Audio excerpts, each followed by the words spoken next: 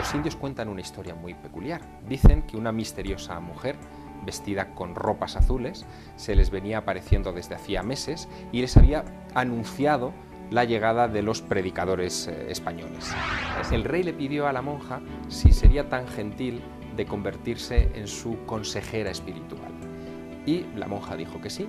El rey le escribió una primera carta a la que le sucedieron otras 299, así que lo que ocurre en ese momento es que le pide a la monja que haga de médium con su hijo y con su esposa. Y la monja, en esa correspondencia se ve como ella dice que desciende al purgatorio, que ha tenido conversaciones con el príncipe Baltasar Carlos y con su difunta esposa, y le cuenta los resultados de esas conversaciones al monarca. Durante los años 70, la administración Carter entrenó a un grupo de soldados en una base cercana a Washington DC, en Fort Meade, donde les instruyeron como espías psíquicos los llamaban, para salirse fuera del cuerpo. La historia me impactó tanto que yo durante años busqué a Pellegrino Ernetti. Tenía que estar en algún rincón de Italia. Lo encontré, finalmente lo encontré. Él estaba escondido en el convento el monasterio benedictino de San Giorgio Maggiore. Le saqué el tema del cronovisor. Su reacción yo no la olvidaré mientras viva. Él se puso pálido, rígido, se levantó de su mesa, estábamos cada uno al lado de un escritorio lleno de papeles, se puso a mi lado, me cogió de los hombros y me sacó literalmente de su despacho y del convento diciendo: váyase de aquí, yo de esto no le puedo hablar, este es un asunto peligroso, por favor, no vuelva. Expediente punto cero. Las voces, los hechos, las investigaciones, el análisis. Punto cero expediente. Expediente punto cero.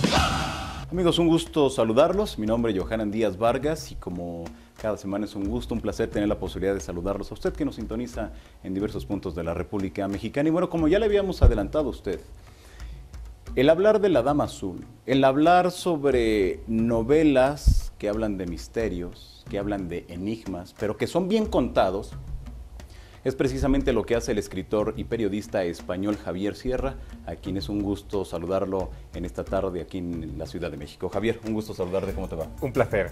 Pues al contrario, gracias a ti por acompañarnos en Realidad Punto Cero. Platícame, ¿La Dama Azul? Sí, La Dama Azul es una historia bien singular, es una novela que en estos momentos está siendo publicada en 23 países y que cuenta una historia que aparentemente parece ciencia ficción o parece fruto de mi imaginación, pero que tiene una fuerte raigambre real.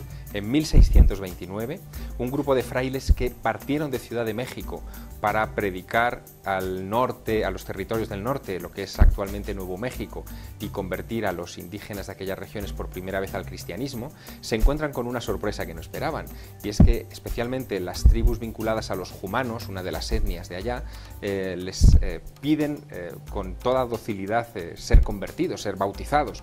Incluso les sorprenden haciendo cruces de madera que liaban con cuerdas, les sorprenden hablando palabras en español antiguo, y cuando les preguntan que cómo es posible que en esos territorios donde no habían entrado todavía los españoles, esta gente ya conociera la fe cristiana, los indios cuentan una historia muy peculiar. Dicen que una misteriosa mujer, vestida con ropas azules, se les venía apareciendo desde hacía meses y les había anunciado la llegada de los predicadores españoles.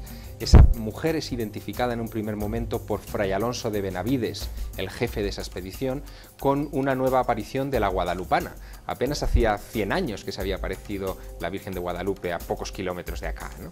Y abundando en esa investigación, Benavides, muy satisfecho por haber convertido a miles de indígenas en muy corto periodo de tiempo, regresa a España, le cuenta al rey Felipe IV lo que ha sucedido en tierras de su corona bien lejanas, y le redacta incluso un documento que es en el que yo he basado mi novela, un documento que se llama el Memorial de Benavides, que el rey se queda impresionadísimo con el texto y lo ordena imprimir en la imprenta real en 1630, donde cuentan estas conversiones milagrosas de los indios por esa Dama Azul. Pero surge algo que es lo más llamativo de este asunto. De repente la hipótesis de la Guadalupana se arrincona, descartan que sea una intervención de la Virgen. Lo sorprendente es que en la corte Benavides escucha que hay una monja de clausura que vive en el noreste de la península ibérica, en Castilla, en un pueblo llamado Ágreda, muy pequeño, muy frío, cerca de las montañas, que tiene fama de poder estar en 2 lugares a la vez, que se la ha visto en varias ocasiones dentro y fuera del convento, y dentro del convento y en poblaciones cercanas. Así que Benavides corre a entrevistarla porque esa mujer viste hábitos azules, y tras estar 15 días hablando con ella, llega al convencimiento de que esa mujer, que no ha salido jamás de su convento físicamente, que ha vivido allí y morirá allí en 1665, es la que se ha aparecido en Nuevo México y que sabe más de Nuevo México que él mismo que ha estado predicando en esas tierras. Claro, para las personas que en este momento nos sintonizan, Javier, al momento de que nos planteas esta historia fantástica y extraordinaria, inmediatamente nos pueden pensar, ¿un milagro? ¿Son hechos paranormales, como algunas voces se han levantado en los últimos meses? ¿O cómo debemos de explicar este tipo de circunstancias? Bueno, yo dediqué mucho tiempo precisamente a tratar de responder esas preguntas. ¿Ante qué nos estábamos enfrentando? ¿Ante un prodigio sobrenatural? ¿Ante un hecho paranormal? Ante algo en lo que podemos ver, digamos, la intervención divina sin lugar a dudas. Y la verdad es que descubrí cosas muy curiosas. Fíjate, la Dama Azul no solamente cuenta la historia de Sor María Jesús de Ágreda, de esta monja, sino que también cuenta cómo en nuestros días hay herederos actuales de esos prodigios. Durante los años 70, y seguro que, Johanna, tú conoces esta historia, durante los años 70 la administración Carter entrenó a un grupo de soldados en una base cercana a Washington DC, en Fort Meade, donde les instruyeron como espías psíquicos los llamaban, para salirse fuera del cuerpo. Les suministraron unos sonidos muy particulares que provocaban un estado alterado de conciencia, provocaban esas salidas astrales, vamos a llamarlas así, a voluntad. Se les daban unas coordenadas geográficas, generalmente siempre al otro lado del telón de acero, en la Unión Soviética, en la extinta Unión Soviética, para que espiaran y dieran esa información al Departamento de Defensa para que actuara en consecuencia. No es ciencia ficción, no es una película. En los años 90, durante la administración Clinton, se desclasificaron miles de documentos sobre esos espías psíquicos que yo consulté para mi novela. Y se hablaba de que Carter invirtió cerca de 20 millones de dólares americanos de aquel tiempo en ese proyecto. Lo que hacen esos soldados en los años 70 se parece un poco a lo que hace la Dama Azul. Es decir, están en 2 lugares a la vez. Su cuerpo está en la base militar, pero su alma está en Washington, alma, espíritu, no sé cómo llamarlo, está en Siberia o en cualquier otro lugar espiando o recabando información. Y tratando de comparar ambos fenómenos, yo llego a interesantes conclusiones, ¿no? Yo creo que efectivamente ambas cuestiones, tanto el espionaje psíquico y los viajes astrales como la bilocación, tienen que ver con esa parte de nuestra naturaleza que pocas veces consideramos y que llamamos alma, ¿no? Y que tiene que ver con esa chispa que tenemos dentro de nosotros y que nos trasciende cuando nos desencarnamos, cuando nos morimos, y que nos hace ser más especiales muchas veces de lo que creemos, ¿no? Así es, exacto. Ahora, esto fue en 1600, mediados de 1600, ¿no? Sí, la historia de la Dama Azul, a partir de 1629 se destapa el caso. Muy bien, se da a conocer. En ese momento, ¿cuál fue la repercusión de esa historia? Bueno, en su momento tuvo importancia porque, sobre todo para el rey se fascinó con esta mujer, evidentemente. ¿Se entrevistó con ella? Sí, esto es muy curioso. El rey en 1643 tuvo que emprender una campaña militar al norte de la península ibérica, se desvió de su camino expresamente para ir al convento y ver cara a cara a la Dama Azul. Cuando la tuvo delante, a través de las rejas, unas rejas, además que todavía hoy se conservan, unas rejas terribles con unos pinchos que separan el interior de la clausura del exterior, el rey le pidió a la monja si sería tan gentil de convertirse en su consejera espiritual. Y la monja dijo que sí. El rey le escribió una primera carta a la que le sucedieron otras 299 en el curso de los siguientes años, hasta que ambos fallecen en 1665. ¿Qué hay en esa correspondencia? Yo también la he examinado a fondo. ¿Has tenido los papeles en tus manos, los originales? Sí, he tenido esos papeles en mis manos. Y la correspondencia es fascinante porque el rey solicita a la monja ayuda en todo tipo de cuestiones. incluso en cuestiones de tipo bélico. Como sabe que esta mujer puede estar en 2 lugares a la vez y viaja con la velocidad del pensamiento a donde ella quiere, le pide que le informe de qué está sucediendo con sus tropas, por ejemplo, destacadas en Centro Europa. Le pide incluso que espíe, no utiliza esa palabra, ¿no?, pero sí que averigüe qué está sucediendo en los palacios de los nobles de los que él no tiene una idea muy clara de su fidelidad, por ejemplo, ¿no? Y también hay unos episodios que a mí me impresionaron especialmente, que se producen cuando el rey pasa los momentos más amargos de su vida. El rey pierde a su esposa y al cabo de muy poco tiempo pierde a su hijo primogénito, que debía ser el heredero de la corona, el príncipe Baltasar Carlos. El príncipe Baltasar Carlos muere ya con 17 años. Imagínate el drama, no tiene otro hijo varón y en esa época, bueno, el sucesor tiene que ser varón, ¿no? Así que lo que ocurre en ese momento es que le pide a la monja que haga de médium con su hijo y con su esposa. Y la monja, en esa correspondencia se ve como ella dice que desciende al purgatorio, que ha tenido conversaciones con el príncipe Baltasar Carlos y con su difunta esposa, y le cuenta los resultados de esas conversaciones al monarca. Es un personaje, como te digo, fascinante, que evidentemente cayó en las garras del Santo Oficio, de la Inquisición, que la entrevistó en 2 ocasiones, en 1635 y en 1650, pero esta monja era tan hábil, tan inteligente, que logró sortear incluso el inicio del proceso judicial. Claro, hay algo que me llama la atención de esto que acabas de mencionar, Javier, el asunto de en 1643, cuando se le pide que averigüe qué es lo que está pasando con las tropas en el campo de batalla, qué es lo que está sucediendo con el hijo, la esposa que ya habían muerto, y seguramente hay muchos otros temas así interesantes. Y nos has mencionado también lo de Carter. O sea, es un paralelismo muy importante en el sentido de que siempre a lo largo de la historia, para las personas que nos sintonizan en este momento, Javier, como siempre son utilizados esos temas considerados de las otras realidades precisamente para saber qué es lo que está haciendo la otra persona, qué es lo que está haciendo aquel país o cualquier otro ejército, ¿no? Hombre, fíjate que cuando yo trabajé para la documentación del libro, encontré al oficial de inteligencia que coordinó las operaciones de entrenamiento de estos espías psíquicos. Se llama Skip Atwater, hoy en día trabaja en una organización en el estado de Virginia que se llama el Instituto Monroe. El Instituto Monroe se funda en los principios de los 60 por un ingeniero de sonido llamado Robert Monroe. Este hombre tuvo en aquel tiempo muchas de estas experiencias de viaje astral o de salida fuera del cuerpo, ¿no? Pero él creía que eso debía ser una enfermedad mortal. O sea, cada vez que se tumbaba a echarse la siesta, veía cómo se salía de sí mismo y se veía desde fuera. Pensó que tenía un tumor cerebral o algo mucho peor.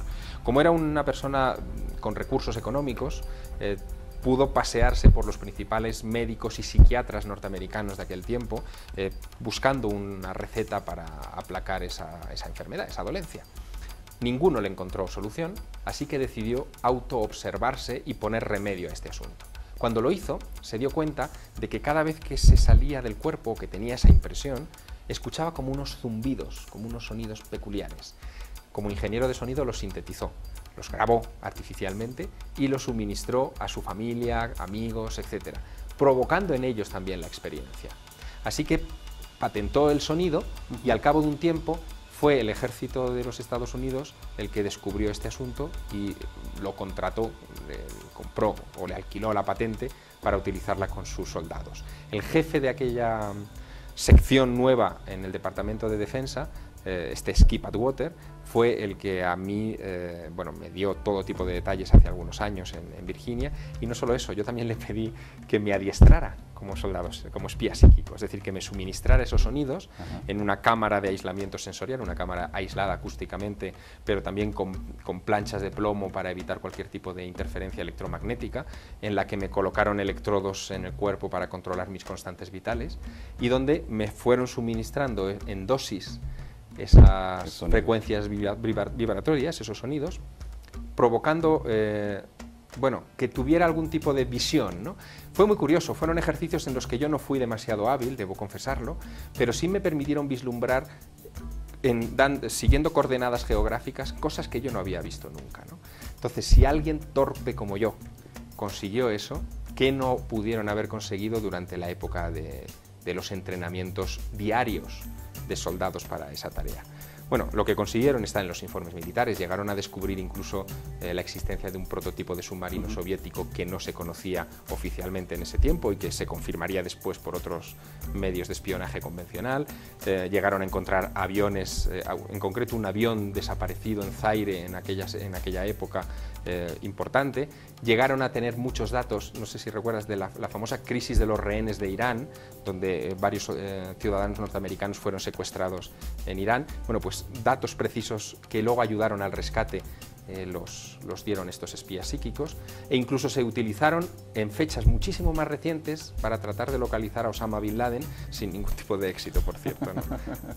Así es. Ahora regresemos nuevamente a 1600, a mediados de 1600. Están estos documentos, los tuviste en tus manos. No solo eso, sino que aunque yo he escrito una novela, en el libro, en la parte final, sí, los reproduzco. Estos son los textos en facsímil originales donde se habla de la milagrosa conversión de la nación jumana. Es, como digo, el primer documento histórico que cita Nuevo México.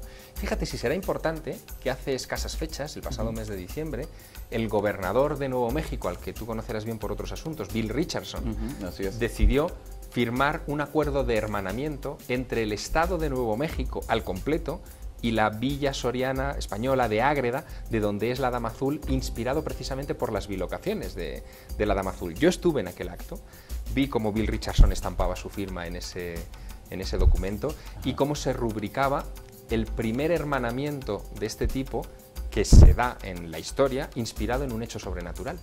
Porque nunca hasta ahora se había dado así. Tampoco, por supuesto, se había hermanado nunca un Estado norteamericano, una de las estrellas de la bandera, con un pueblo de 3.500 habitantes en España. También esto es muy singular, ¿no? Claro, y tú estuviste ahí, en ese acto. Sí, entre otras cosas porque Richardson leyó mi novela, se quedó muy fascinado con ella y decidió que no podía hermanar Ágreda con un pequeño pueblo de Nuevo México donde se hubiera visto a la Dama Azul, sino que la importancia del personaje fue tal que debía hermanarse con todo el Estado, ¿no? Exacto, que yo creo que es muy importante para ti, para tu novela, ¿no? Saber que tiene esa repercusión no solamente con los lectores, sino también en el ámbito político. Bueno, a mí no deja de sorprenderme cada vez que recuerdo el episodio el escuchar hablar a una serie de políticos. Allí estaba el secretario de Cultura del Estado de Nuevo México, por supuesto el gobernador de Nuevo México, también estaba varios agregados de la Embajada de España, en fin, había una representación diplomática. De repente estar dando discursos sobre bilocaciones, ¿no? En fin, esto a mí me llenó de estupefacción, ¿no? Sobre todo cuando yo le pregunté a Richardson que me había sorprendido la naturalidad con la que él hablaba de fenómenos sobrenaturales, me hizo recordar algo muy interesante. Me dijo: hombre, señor Sierra, dice, usted quizá no se ha fijado todavía, pero si mira las placas de matrícula de nuestro estado, verá cuál es el lema que tenemos aquí, ¿no? El lema es Land of Enchantment, ¿no? O sea, tierra de encantamiento. Así es, sí. Claro, es verdad, en Nuevo México puede ocurrir cualquier cosa. Pues muy interesante. Estamos conversando con Javier Sierra, él es periodista y también es escritor. Su más reciente, bueno, la que viene a presentar, aquí en la República Mexicana es La Dama Azul, un libro que ha salido pues ya en varias ediciones. Yo lo he visto en algunas otras por parte de otras editoriales, y lo más importante es, bueno, que este tiene un diseño, y como ya lo mencionó Javier, en las últimas páginas tiene la reproducción de estas cartas. Sí, bueno, los documentos de Benavides, algunas informaciones de prensa también de la época, y sobre todo la aclaración de que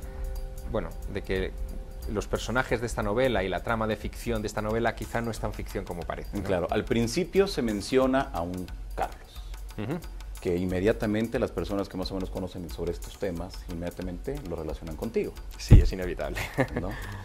Pero hay algo también muy importante al principio de tu novela, el cronovisor. Sí. Aquel experimento que se asegura que hay científicos y algunas personas de la Iglesia Católica abocados a recuperar las últimas palabras de Jesús cuando se encontraba en la cruz. Platícanos un poco de eso y luego regresamos desde luego con el asunto de la Dama Azul. Sí, es verdad que una de las columnas en las que se sustenta mi novela es un personaje que se llama Giuseppe Baldi, que es un benedictino que se ve implicado en la construcción de una máquina para obtener sonidos e imágenes del pasado por orden o por encargo de la Santa Sede. Este Giuseppe Baldi es un personaje de ficción, pero digamos que enmascara un personaje que existió realmente, que se llamó Pellegrino Ernetti, y que en 1972, en mayo de 1972, hizo unas declaraciones al Corriere della Sera, al periódico más importante de Italia, bueno, realmente extrañas. Él dijo que había construido esa máquina, que había obtenido esas imágenes del pasado, que había llegado a reconstruir óperas de la antigüedad clásica, como el Tiestes de Quinto Ennio, que se habían perdido y de las que no obteníamos ni siquiera fragmentos, solamente citas en textos de filósofos griegos, y también que había conseguido obtener, como tú muy bien dices, las palabras exactas que había pronunciado Jesús antes de morir en la cruz. Bueno, después de la publicación de esa noticia en el Corriere della Sera, diversas agencias se hicieron eco, evidentemente, de sus palabras, y la información trascendió prácticamente a todo el planeta. Llegó también a publicarse en España. Yo, siendo niño, recorté esa noticia de la prensa y me fascinó siempre desde muy pequeño. De hecho, la reproduzco también aquí. ¿Ves? Hay un recorte que dice: una máquina que fotografía el pasado. Bueno, pues la historia me impactó tanto que yo durante años busqué a Pellegrino Ernetti. Tenía que estar en algún rincón de Italia. Lo encontré, finalmente lo encontré. Él estaba escondido en el convento el monasterio benedictino de San Giorgio Maggiore, en la isla del mismo nombre, que está en Venecia, justo frente a la plaza de San Pedro, es la que aparece, de San Marcos, es la que aparece en todas las estampas de Venecia, ¿no? Le entrevisté, o sea, le pedí una entrevista. En aquella época yo lo localicé por un accidente. Él había hecho unas declaraciones a la revista Oggi italiana como exorcista, de repente le entrevistaron como exorcista. Yo vi Pellegrino Ernetti, inmediatamente me acordé de este recorte de prensa y dije, debe de ser la misma persona. Le pedí una entrevista para hablar con él del diablo, porque si le mencionaba el cronovisor a lo mejor no me recibía. Me recibió. Estuvimos 2 horas conversando sobre Dios, el diablo, los ángeles y todo el problema teológico que todo eso conlleva, con toda tranquilidad. Cuando en un momento determinado de la conversación, llevábamos 1 hora y media charlando, le saqué el tema del cronovisor, su reacción yo no la olvidaré mientras viva. Él se puso pálido, rígido, se levantó de su mesa, estábamos cada uno al lado de un escritorio lleno de papeles, se puso a mi lado, me cogió de los hombros y me sacó literalmente de su despacho y del convento diciendo: váyase de aquí, yo de esto no le puedo hablar, este es un asunto peligroso, por favor, no vuelva. Yo me quedé tan impactado que, sobre todo después de haberle oído hablar de Dios y el diablo, yo pensando que esos eran los temas más importantes de los que podría hablar un sacerdote, pero no, aquel tenía algo más, que era este cronovisor, algo que lo aterrorizaba, que decidí seguir investigando en la medida de mis posibilidades en torno a este asunto. No averigüé mucho porque el asunto del cronovisor es como muy hermético, muy críptico, pero lo poco que averigüé me sirvió para, digamos, construir una de las tramas también de esta novela. Claro, pero es cierto, ¿realmente hubo personas abocadas a la investigación sobre este asunto del cronovisor? ¿O sí, es como tú sabes bien, Javier, muchas veces se lanza como que noticias fantásticas para ver quién lo pesca o para desinformar sobre algo que vayan detrás de algún tema en específico? Bueno, como tus espectadores son espectadores especializados y ya han oído hablar de muchos de estos fenómenos antes, yo te diré cuál es la conclusión a la que yo he llegado respecto a este asunto del cronovisor. En realidad, los primeros experimentos sobre el cronovisor se realizan en Milán, en el Milán de los años 50, en la Universidad de Milán, y en concreto por 2 profesores que estaban muy asociados al inicio de la investigación del fenómeno de las psicofonías. Es decir, el cronovisor en realidad era una especie de máquina que captaba psicofonías, más que una máquina en sentido estricto del término que obtenía imágenes y sonidos del pasado, más que una máquina del tiempo. Está en ese ambiente. Sí. ¿Cómo llegan 2 profesores de la Universidad de Milán, prestigiosos, serios, responsables, a implicarse en tratar de captar esos sonidos del más allá? Bueno, hay una explicación sociológica maravillosa y que nos da una importante lección histórica. En Italia, desde finales del siglo XIX y durante todos los primeros 20 años del siglo XX, hay una auténtica pasión por el mundo de la radio gracias a Marconi. Marconi inventa la radio. Pero Marconi no solamente inventa la radio. Marconi trata de comunicarse con seres extraterrestres. Él está convencido de que puede captar trenes de ondas venidos de Marte o del espacio profundo, y también está convencido de que puede comunicarse con esa cosa que en ese momento es tan mágica, tan extraña, tan poco conocida como las ondas hertzianas. También puede comunicarse con los muertos. Genera tal pasión en la sociedad italiana y en la sociedad científica italiana que hay muchos que persiguen ese objetivo. Y esa pasión termina golpeando al Vaticano, que quiere también tomar parte de este asunto y quiere saber de primera mano qué se puede hacer ahí. Y ahí es donde probablemente, no tengo la prueba final, pero claro, es casi seguro que ese es el camino, ahí es donde probablemente el Vaticano se implica en este proyecto de la cronovisión. Claro, desde luego, para el mundo de habla hispana, el saber o tener conocimiento del cronovisor se le debe a Javier Sierra. ¿Por qué? Porque ha publicado algunos artículos sobre esta temática y has dado a conocer precisamente este asunto de la cronovisión, pero ¿hay algo real, hay algo tangible que diga efectivamente el Vaticano estuvo investigando esto o son meras suposiciones? No, el Vaticano estuvo investigándolo con toda seguridad. Otro de los que se obsesionó con este asunto es un sacerdote francés que se llama François Brin, que publicó un libro hace ya algunos años muy famoso que se titulaba Los muertos nos hablan, en el que mencionaba también un poco de pasada este asunto del cronovisor. Bueno, yo me entrevisté con el padre Brin hace algunos años, solamente para hablar de este asunto del cronovisor, y me dio muchos detalles que yo no conocía. Brin se hizo muy amigo del padre Ernetti, del que me expulsó de San Giorgio Maggiore en Venecia. Sí. Al ser sacerdotes los dos, supongo que tuvieron más complicidad, y esa amistad desde luego fue más allá de mi hora y media de conversación con el benedictino, se extendió a lo largo de muchos años, y Ernetti sí confió muchos detalles del cronovisor a Brin. Detalles como el tipo de funcionamiento de la máquina. Había una doble máquina, una máquina que captaba sonidos, que era la que le dio más información a Ernetti, es decir, sería casi una máquina de, como hablábamos antes, de psicofonías, o sea, que incluso hoy en Italia hay gente que tiene aparatos muy singulares que captan este tipo de mensajes, y otra, que es la que a mí me cuesta más aceptar, pero que es muy interesante el planteamiento. Otra que era una especie de tubo transparente, como de cristal, translúcido, y en el centro de ese tubo se formaban imágenes tridimensionales. O sea, era como un holograma de imágenes del pasado. Eso es lo que a mí me describió el padre Brin, ¿no? Hombre, a mí me costaba creer que eso se hubiera fabricado en la época en la que decía más o menos Brin, que podían ser años 50, finales 50, principios 60. Estábamos en la época en la que, bueno, los tubos catódicos de la televisión ya eran un avance, vamos, muy importante, casi alienígena, ¿no? y sin embargo ahí estábamos hablando de un holograma, de una holografía.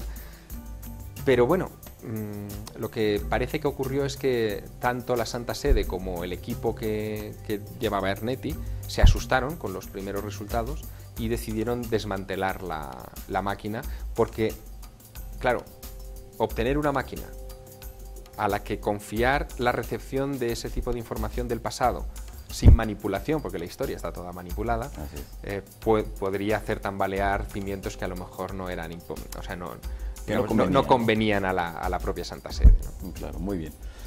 Desde luego este es el pilar, como tú bien lo mencionas, el pilar de esta novela, La Dama Azul.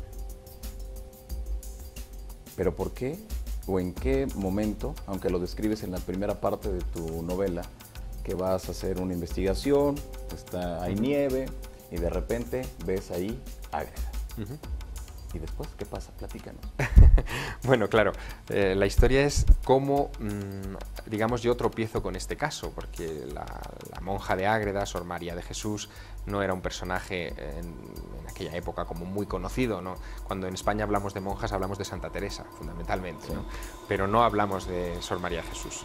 Bueno, eso fue una historia muy singular, porque ocurrió en el invierno del año 91, yo trabajaba entonces para la revista Año Cero en España, y había publicado un reportaje sobre teleportaciones.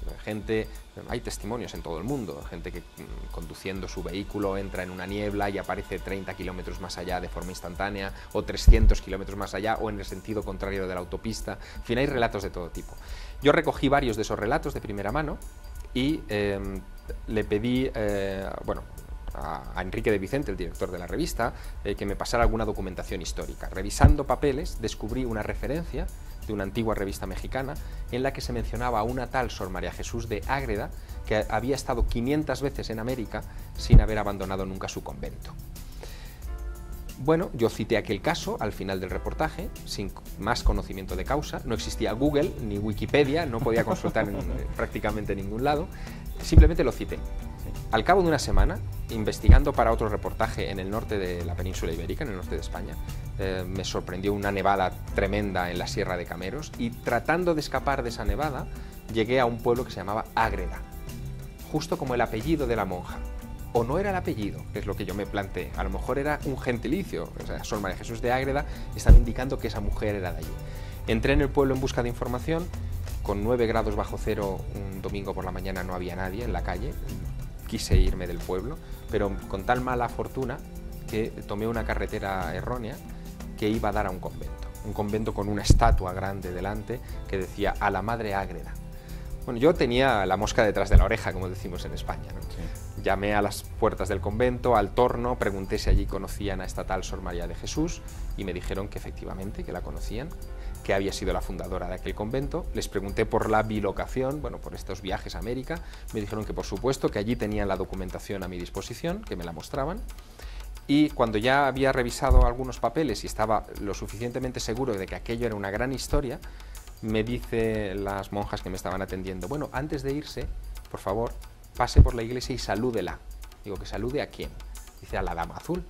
Digo, la tenemos allí, en una vitrina de cristal. Y efectivamente, allí en una vitrina de cristal se conserva todavía hoy su cuerpo incorrupto. Esta mujer muere en 1665. Su estado de conservación es bastante notable.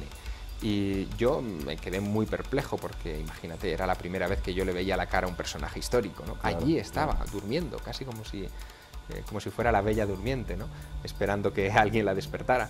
Me impactó tanto que, bueno, que no le conté nada ni a Enrique de Vicente, al director de Año Cero, ni a nadie, porque digo, esta historia hasta que no la termine de investigar no la voy a contar. A las 2 semanas sí, me estaban enviando, por casualidad, a un congreso, a cubrir la información de un congreso internacional que nada tenía que ver con monjas, ni bilocadas, ni nada de esto, a un congreso internacional sobre ovnis que se celebraba en Tucson, Arizona, en el año 91, que organizaba Wendell Stevens, un general norteamericano. Bien, yo fui a Tucson, Arizona, y cuando tomo tierra allí, me encuentro con que en Tucson, Arizona, fue uno de los escenarios donde también se apareció la Dama Azul. Ya no me pude quitar la Dama Azul de encima durante años. Los siguientes 7 años estuvieron llenos de casualidades de ese tipo. Gente que me enviaba cartas con información correcta, declaraciones que yo hacía en la radio sobre este asunto muy ligeras, pero que provocaban una reacción que me conducía a otra fuente de documentación, viajes oportunos donde encontraba gente adecuada que me ponía sobre otras pistas. En fin, fueron tantas que necesité escribir una novela para explicarme a mí mismo lo que había sucedido, ¿no? Uno de los pilares de la novela es la casualidad. De hecho, se inicia con una cita de Théophile Gautier, que yo creo que resume mucho este problema. Dice, la casualidad es quizá el seudónimo de Dios cuando no quiere firmar. Muy bien, Javier, tengo que hacer un corte. Vamos a un corte para todas las personas que nos sintonizan en estos momentos. Estamos conversando con el escritor español Javier Sierra sobre este asunto, su último el libro o la novela que viene a promocionar a México, La Dama Azul. ¿Esto por primera vez cuando vio la luz? Bueno, hubo una primera versión en el año 98, pero que he reescrito totalmente. Esta es una novela nueva, revisada, con mucha documentación, digamos, de lo que yo he seguido investigando, porque las casualidades han seguido en estos años también y no he podido dejar de trabajar en este caso. Javier, amigos del auditorio, desde luego, esto no es casualidad. ¿No es casualidad? No, no lo es. Yo creo que es una gran historia y esa historia estaba precisamente para Javier Sierra.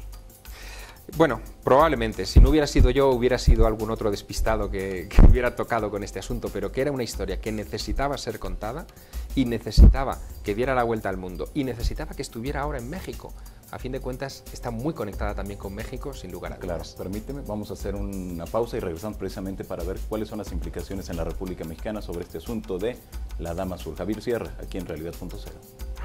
Amigos, ¿qué tal? ¿Cómo les va? Un gusto saludarlos. Mi nombre es Johanan Díaz Vargas. Un gusto, un honor tener la posibilidad de saludarlos a todos ustedes, donde quiera que usted se encuentre. La invitación para que nos acompañe todos los lunes, después del mediodía, en este canal www.youtube.com/Johanan Díaz y www.youtube.com/expediente.0, donde le daré a conocer lo más importante de los misterios y los enigmas que envuelven a este fantástico tema de los objetos voladores no identificados.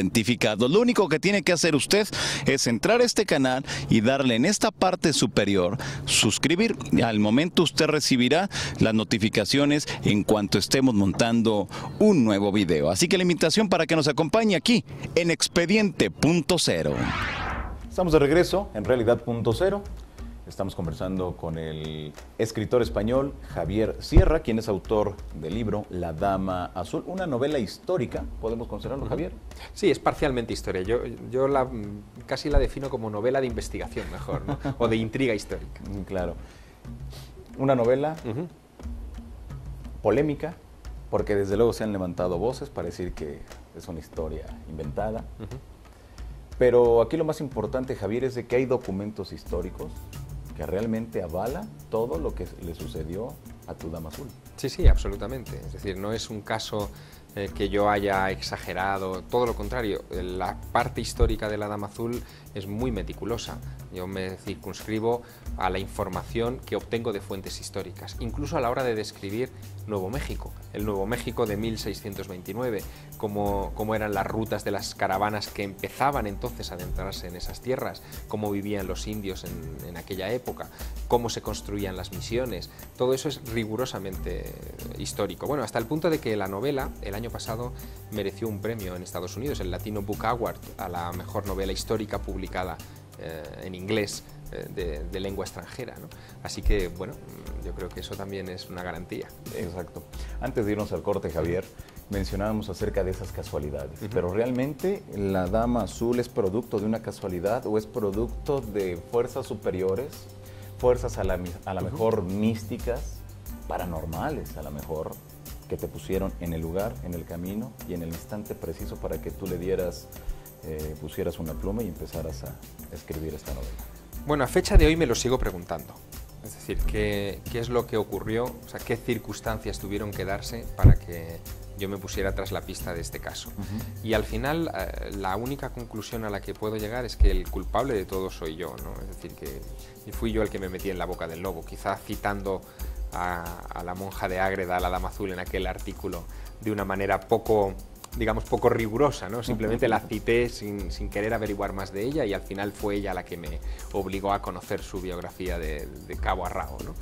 Sí. Bueno, estas cosas a veces pasan. No me ha sucedido con ninguno de mis otros libros, es decir, de todos los libros, de las novelas que tengo publicadas y de los libros de investigación, en ninguno ha habido tanta implicación personal como en este, porque de alguna manera la manera en la que yo llegué a Ágreda, me impliqué en la investigación de las bilocaciones de esta monja, viajé a América en varias ocasiones para seguirle la pista, traté incluso de encontrar los cálices que ella había repartido o decían que había repartido entre los indígenas y me dediqué a hacer incluso moldes de todas las marcas de joyero de los cálices del sur de los Estados Unidos sin encontrar ninguno de Castilla.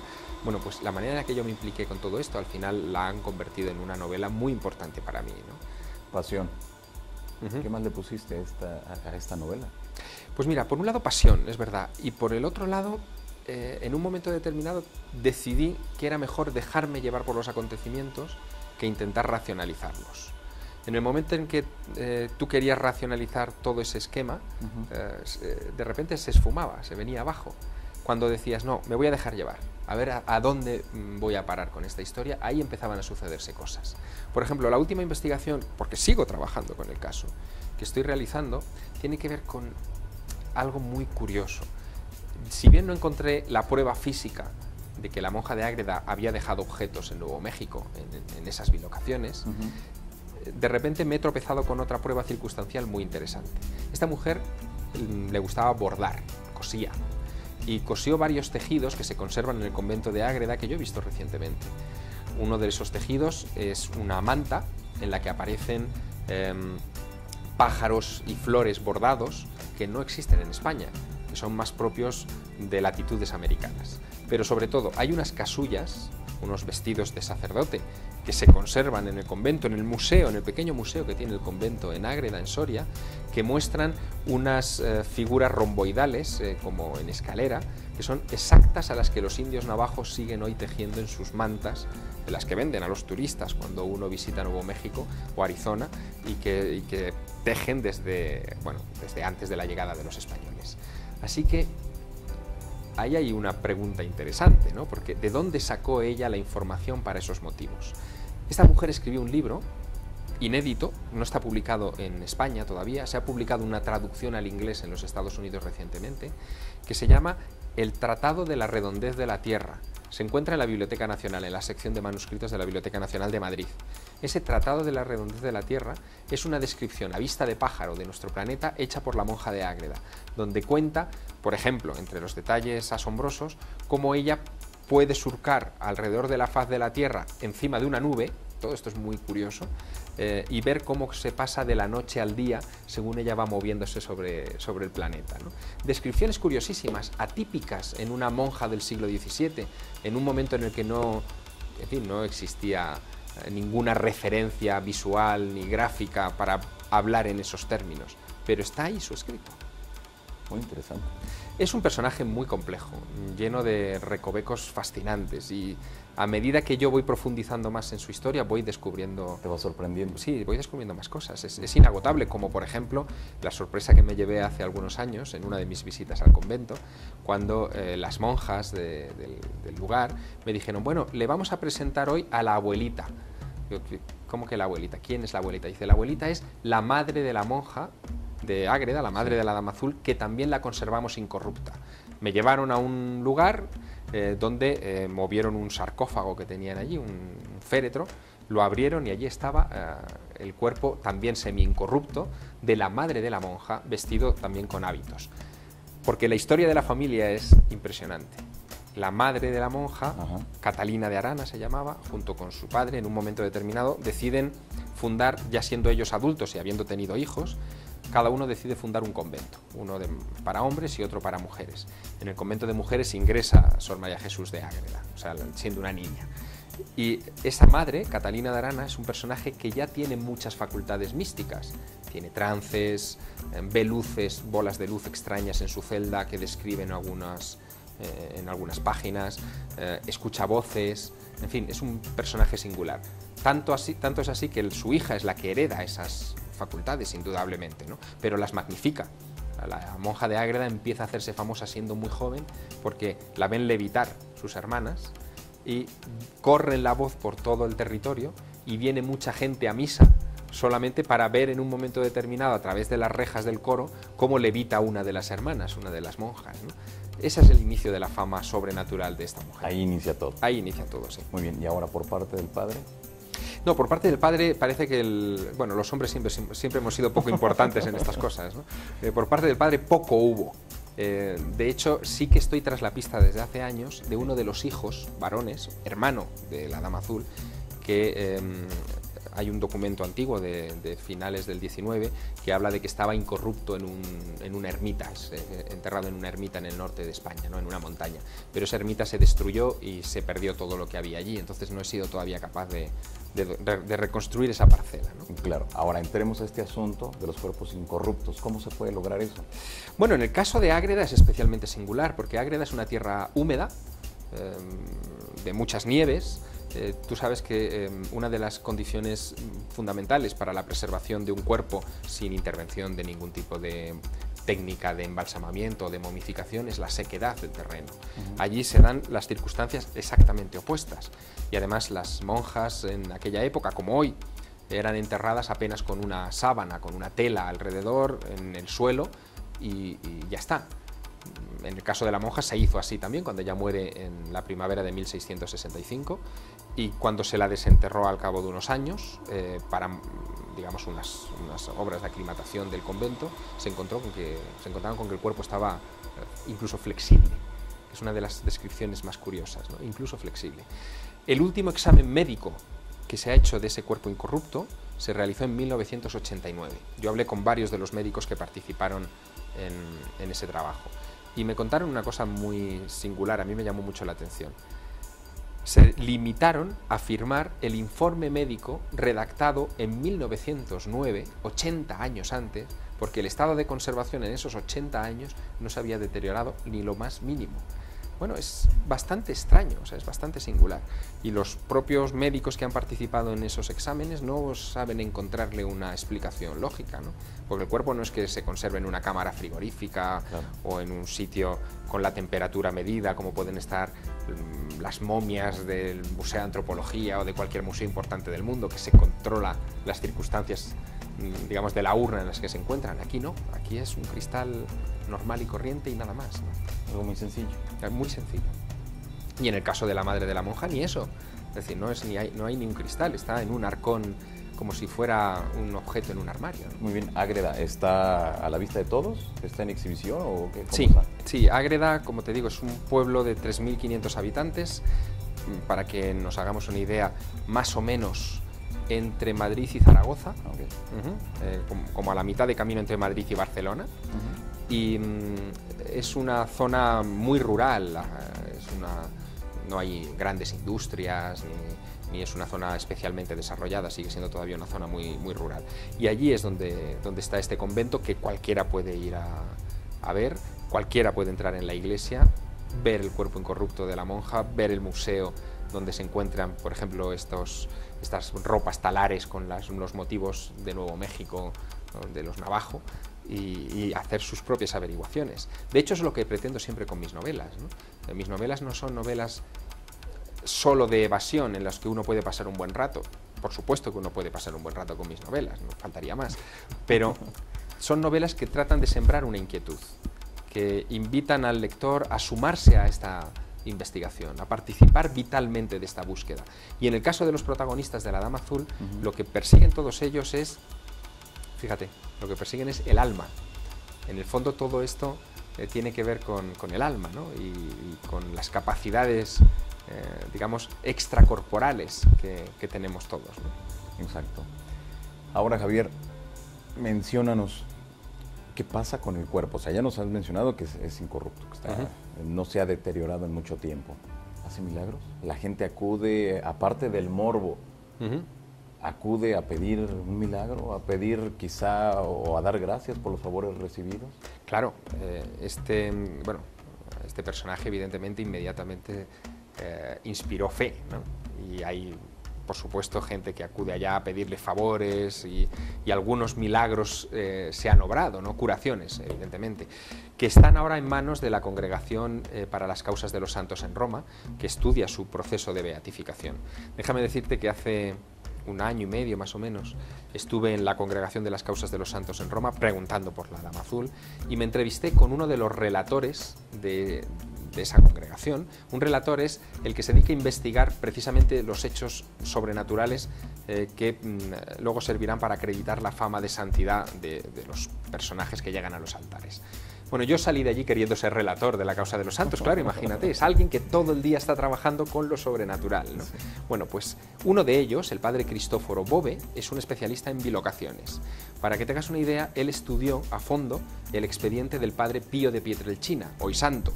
San Pío de Pietrelcina tuvo varias bilocaciones, algunas muy documentadas, como por ejemplo la que él hizo entre su convento en Nápoles, en el sur de Italia, y Montevideo, en Uruguay, donde atendió al moribundo arzobispo de Montevideo, porque ese arzobispo había visitado Nápoles años atrás y le había hecho prometer al padre Pío que le atendería cuando él muriese.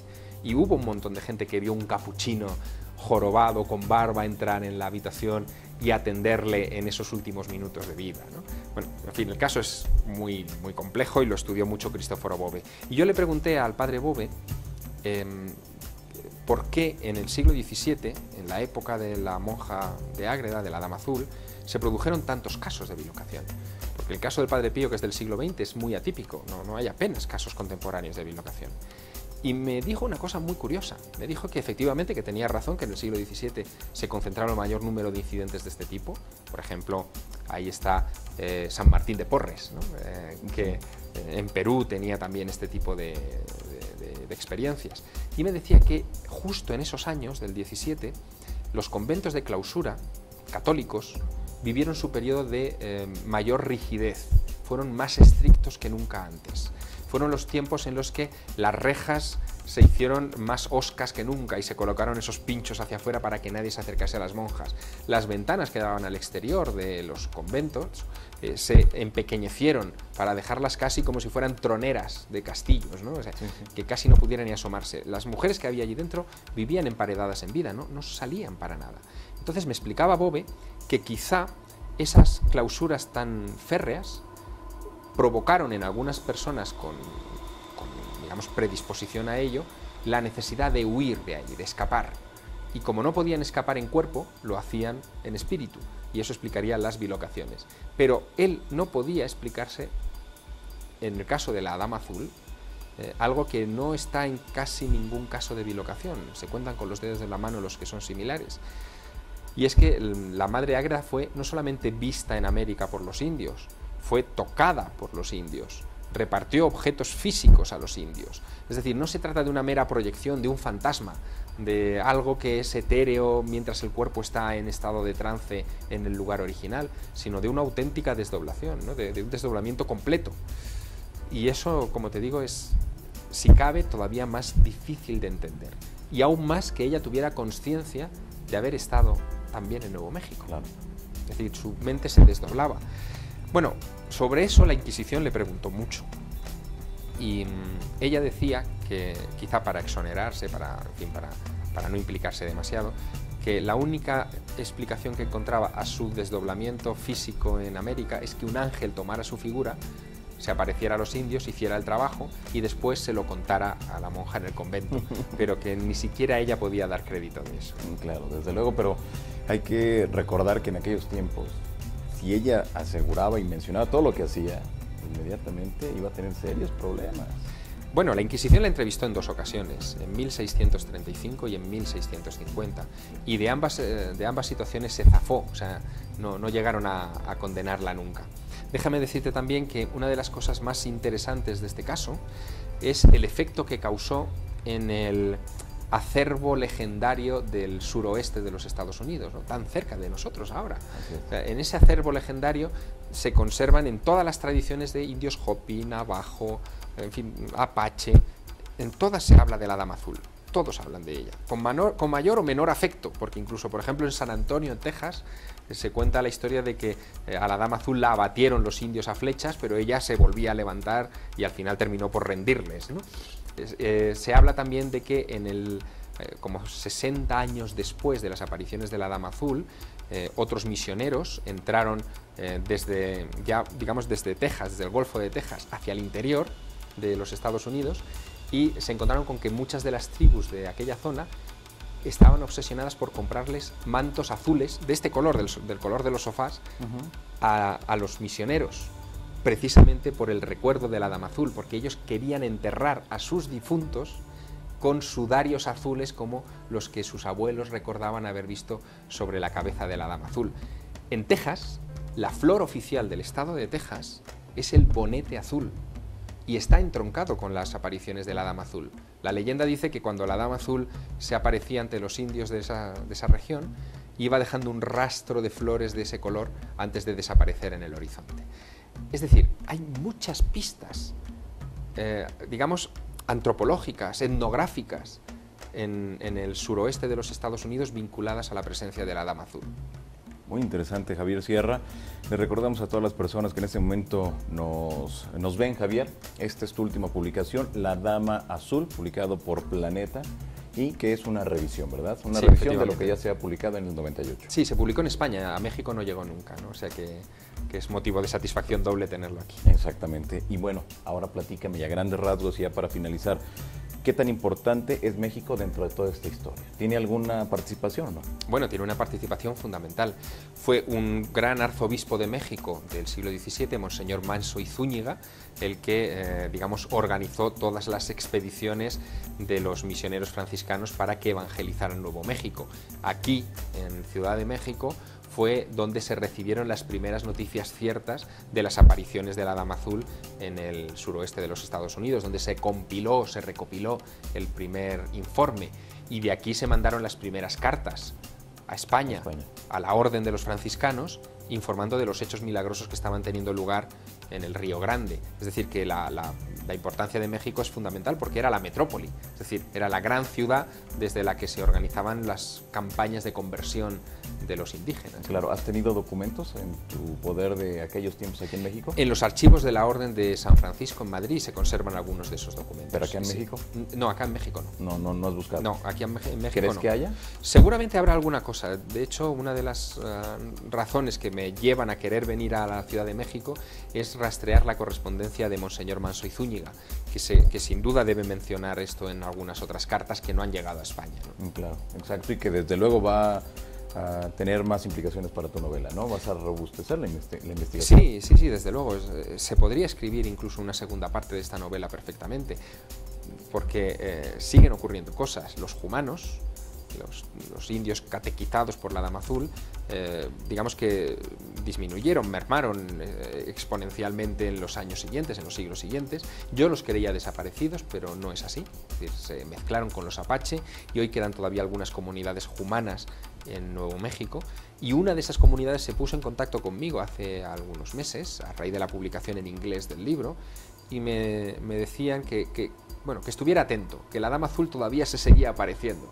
Bueno, aquello me dejó un poco perplejo y casi me pareció el inicio magistral de una segunda parte de la novela, ¿no? Claro. ¿Quién sabe?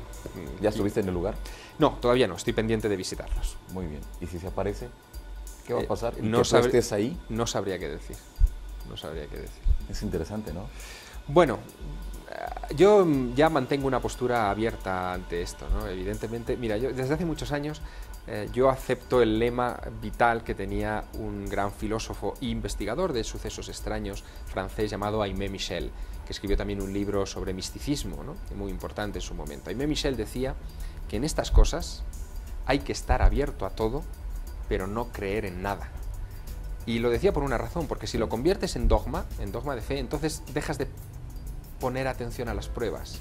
Y él tenía una mente muy racional, mi mente es racional también, y lucha por entender estas cosas que se salen del esquema racional, pero que existen, indudablemente, que nos influyen en nuestra vida, indudablemente, que es mejor dejar que nos influyan que dejarlas pasar, también, indudablemente. Claro, la Dama Azul, ¿en algún momento será santa?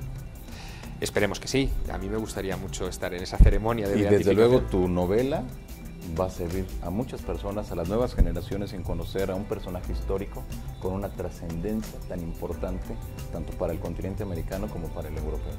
Sí, yo creo que sí.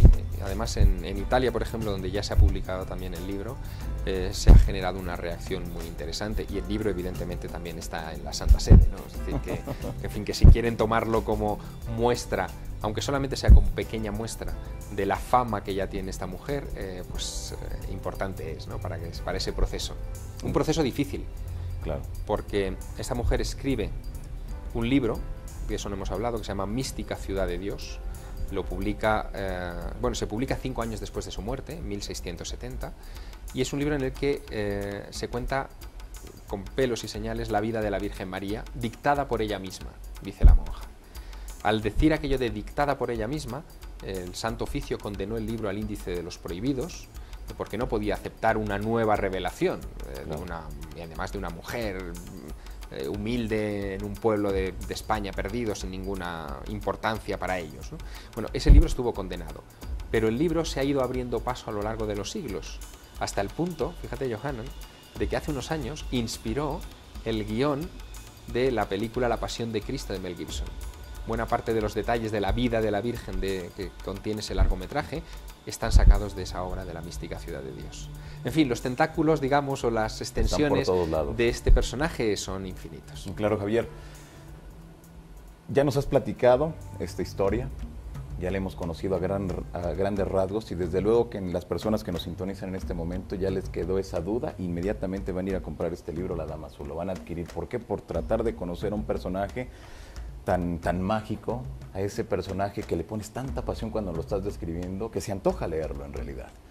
Pero la pregunta aquí es, ¿por qué al 2009 está sucediendo todo esto? Se da a conocer y le das más impulso a tu novela, o desde 1998, y es cuando las nuevas generaciones se interesan y voltean los ojos a ver la vida de alguien que para en ese momento no tuvo una trascendencia tan importante, más que solamente en la zona aledaña donde ella habitaba? Bueno, yo creo que este libro es de una rabiosa actualidad, aunque hable de estos acontecimientos que parecen pasados. Claro, porque estamos hablando casi 350 años después. Sí. Sigues hablando de ella. Sí, pero te digo que está de actualidad por una razón, porque, como te digo, no es solo una novela histórica que habla de estos hechos, sino que hay también tramas contemporáneas paralelas que se van entremezclando como si fueran una película, digamos, ¿no? Pero lo importante es que todos los personajes, los históricos y los contemporáneos, todos ellos inspirados en personajes reales, en realidad participan de una misma inquietud, que es esa búsqueda de lo trascendente, ¿no? Y en una época como esta, en la que se está derrumbando el mundo, es decir, el fin del mundo materialista está aquí, lo estamos viendo todos los días en los informativos, o sea, estamos llegando a un punto de colapso. El hablar de cosas relacionadas con el espíritu es muy importante. Claro. Y hablarlas desde una óptica no extrema, sino media, es decir, de búsqueda, de tratar de articular y combinar ambos mundos, ¿no? El hipermaterialista y el hiperespiritual, yo creo que es adecuado, ¿no? El mundo material, como te digo, se acaba, pero o nos agarramos al espiritual o nos hundimos nosotros con él, ¿no? Exactamente. Y este tipo de libros creo que dan esperanza para pensar en estas cosas. Y que eso es lo más importante, ¿no? En muchas de las ocasiones. Es fundamental. O sea, la esperanza es lo que nos mantiene vivos. Así es. ¿Algún objetivo? ¿Hay algún mensaje? Lo hay. Hay varios mensajes, pero... ¿El principal, que tú consideras el principal de esta novela? El principal de esta novela es el que te estoy diciendo, el de la aventura en pos de lo trascendente, desde el mundo conocido al mundo desconocido. Y incluso la ciencia se va a poner de acuerdo con nosotros en muy poco tiempo. Bueno, ya de hecho lo está, ¿no? La física cuántica, por ejemplo, admite que la bilocación es posible. La física cuántica es la física que estudia las partículas elementales de la materia, lo más pequeño, lo infinitamente pequeño, la estructura de la realidad. Y ellos saben que hay partículas que están en un punto del universo, pero que pueden estar en otro comportándose de la misma manera. Está admitido en sus publicaciones científicas.